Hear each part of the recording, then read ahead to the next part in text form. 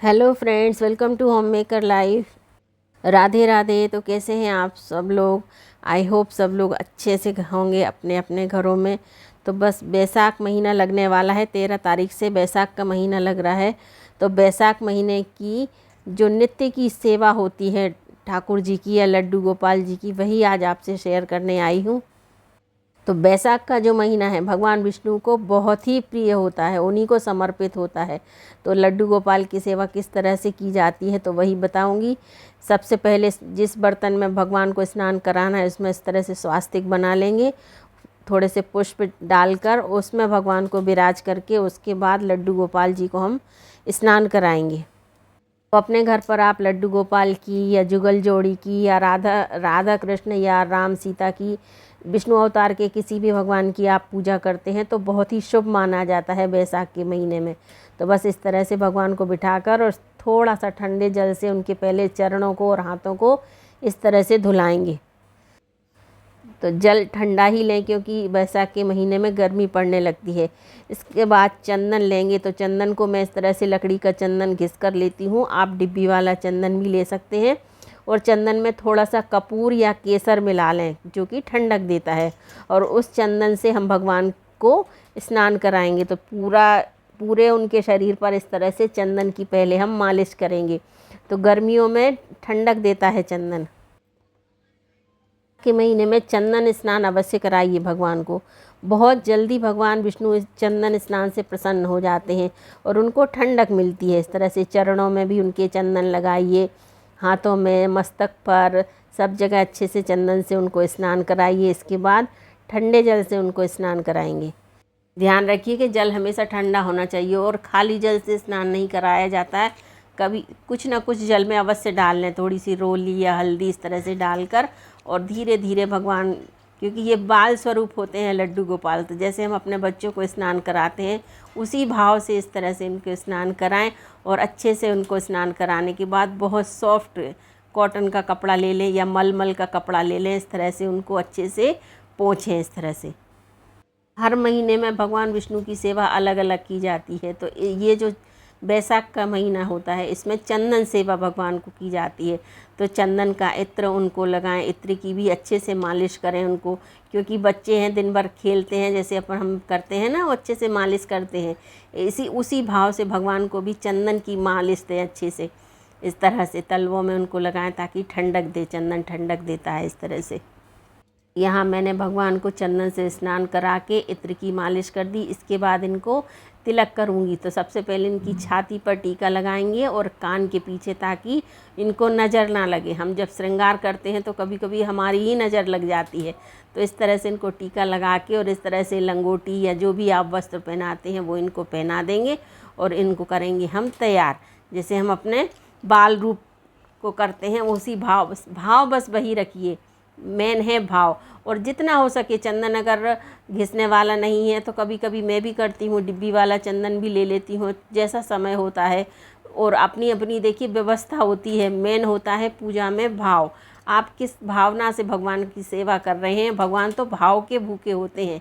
तो बस इस तरह से पोशाक पहना दी उनको। और आज सोमवार है तो मैं दिन के हिसाब से कोशिश करती हूँ उनको वस्त्र धारण कराने की। तो सोमवार है तो सोमवार को मैं सफ़ेद जो वस्त्र होते हैं वो भगवान को धारण कराती हूँ। और बस उनको माला पहना दी और उसके बाद करूँगी इनका तिलक। तो फिर से इनको चंदन का तिलक करूँगी और चंदन इनके पूरे ललाट पर मैं लगाती हूँ। और इसमें थोड़ा सा कपूर और गुलाब जल मैंने मिलाया है। तो ये क्या करता है, ठंडक देता है। तो मस्तक भगवान का ठंडा रहता है इस गर्मियों में। तो इस तरह से पूरा चंदन लगाने के बाद रोली लगा देती हूँ और इस तरह से उनको तैयार कर देती हूँ। तो हो गए हमारे लड्डू गोपाल तैयार। और उसके बाद इनको उनके जो केश हैं वो, तो अभी बहुत ज़्यादा गर्मी नहीं है इसलिए मैं अभी पहना रही हूँ। जब बहुत ज़्यादा गर्मी पड़ने लगती है तो ये केश क्या होता है, गर्मी देते हैं। तो फिर मैं ये केश इनको नहीं पहनाती हूँ, बस ऐसे ही इनको पगड़ी धारण करा देती हूँ। और कपड़े भी फिर मैं प्योर कॉटन के ही इनको पहनाऊँगी ताकि इनको गर्मी ना लगे। और इसी तरह से जो हमारी सालिग्राम होते हैं इनको भी चंदन का हम लेप लगा के इनकी भी सेवा करते हैं। तो विष्णु भगवान की सेवा के साथ जो ये शालिग्राम भगवान होते हैं इनकी भी सेवा ज़रूर करना चाहिए।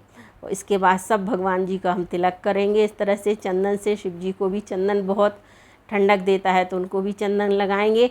और राधा रानी और लक्ष्मी जी को मैं हमेशा रोली का तिलक लगाती हूँ, बाकी सबको तो चंदन का लगाती हूँ, लेकिन राधा रानी को और लक्ष्मी जी को हमेशा रोली का तिलक लगाती हूँ इस तरह से। और जो रोली राधा रानी को, लक्ष्मी जी को और माता जी को लगाती हूँ वही थोड़ी सी अपने मस्तक पर भी लगा लेती हूँ। और हल्दी का तिलक तो लगाती हूँ, हल्दी का तिलक हमेशा लगाना चाहिए अपने मस्तक पर। तो एक कटोरी में मैं हल्दी इस तरह से रखे रहती हूँ, जब जो भी पूजा करता है वो हल्दी से तिलक अपने माथे पर लगा लेता है उस कटोरी से। भगवान की अलग अलग रखी रहती है लेकिन एक अलग रखी रहती है। इसके बाद धूप दीप जैसे हम करते हैं वो करेंगे। और इसके बाद जो चंदन का इत्र है, ये स्प्रे वाला इत्र भी मैं थोड़ा थोड़ा कर देती हूँ ताकि एक खुशबू बनी रहे और एक ठंडक सा माहौल ही एक अलग हो जाता है। इसके बाद लगाऊंगी प्रसाद। तो प्रसाद लगाऊंगी अभी, क्योंकि बनाने में थोड़ा टाइम लगेगा, तो जब तक भगवान जी को भूख लगने लगती है तो पंचमेवा या किशमिश और दूध का प्रसाद अभी मैं लगा देती हूँ। उसके बाद फिर जो बनाऊंगी उसका प्रसाद लगाऊंगी। तो तुलसी दल डाल देती हूँ, विष्णु भगवान जी को तो तुलसी दल डलता ही है, तो तुलसी दल डाल के विष्णु भगवान को रखा प्रसाद। उसके बाद जुगल जोड़ी को रखा तो उसमें तुलसी नहीं डालते, राधा रानी को हाथ में दे देते हैं। तो ठाकुर जी को जब पवाएंगी वो तो तुलसी दल मिला देंगी और उनको बिना तुलसी का भोग लगता है राधा रानी को। इसके बाद लड्डू गोपाल जी को भी दूध में तुलसी दल डाल के और उनको दूध का भोग अभी लगा देंगे, क्योंकि नहा स्नान करने के बाद हमारे लड्डू गोपाल जी को भूख लगने लगती है इस तरह से। तो दूध उनको इस तरह से पिला देती हूँ। इसके बाद पंचमेवा भी रख देती हूँ कि अगर भोग लगे तो आप पा लेना, जब तक हमें थोड़ा सा टाइम लगेगा प्रसाद बनाने में। और इस तरह से जल भर के रखती हूँ। अभी थोड़ी सी मटकी लाना है मुझको, छोटी सी, मुझे जैसी देखना है छोटी सी, उसमें जल भर के रखूँगी तो ठंडा पानी रहेगा। लेकिन अभी जब तक नहीं है तो इस तरह से गिलसिया या थोड़े से लोटे में भी मैं जल भर के इस तरह से भी रख देती हूँ।